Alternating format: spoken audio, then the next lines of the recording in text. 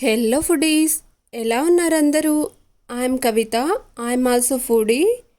ఇవాళ శనగలతో గుగ్గుళ్ళు చేస్తున్నానండి. శివరాత్రి రోజు శివాలయంలో ప్రసాదంగా పెడతారు కదా, అదే రెసిపీ అండి. ముందు రోజు నైటే ఇలా శనగలను నానబెట్టుకుంటే మార్నింగ్కి ఇలా మంచిగా నానిపోతాయండి. వీటిని ఇంకొకసారి బాగా వాష్ చేసుకొని కుక్కర్లో వేసి తగినన్ని వాటర్ వేసుకొని సరిపడా సాల్ట్ కూడా వేసుకొని కాసింత కరివేపాకు వేసి కుక్కర్ మూతను పెట్టి 2 విజిల్స్ వచ్చేంత వరకు ఉడికించుకోవాలండి.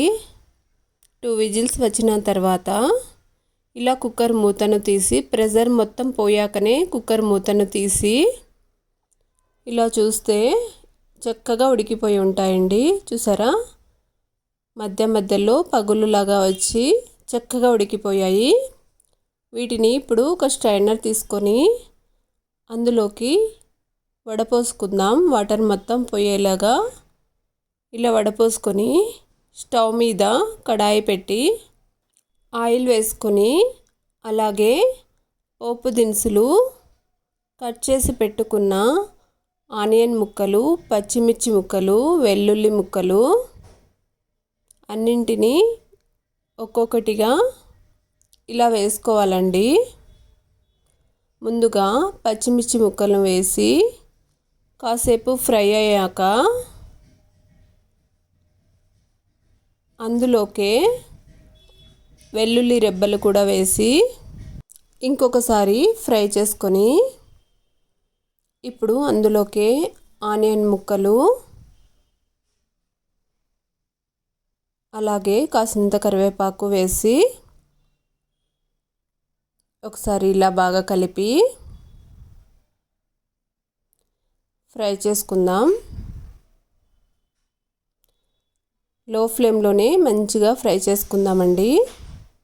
కాస్త ఫ్రై అయ్యాక కాసింత పసుపు, సరిపడా సాల్ట్ వేసి ఇంకొకసారి బాగా కలిపి ఇవి పూర్తిగా ఫ్రై అయ్యాక మనం ముందుగా ఉడకబెట్టి పెట్టుకున్నాం కదా శనగలు, వాటిని కూడా వేసి ఇలా ఒకసారి బాగా కలిపి వాటర్ మొత్తం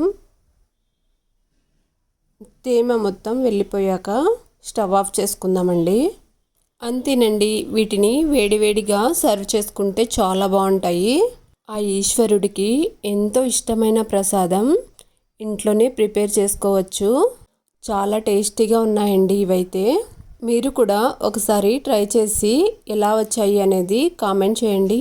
అలాగే నచ్చితే మాత్రమే ఫ్రెండ్స్ అండ్ ఫ్యామిలీకి షేర్ చేయండి. బాయ్ మరి.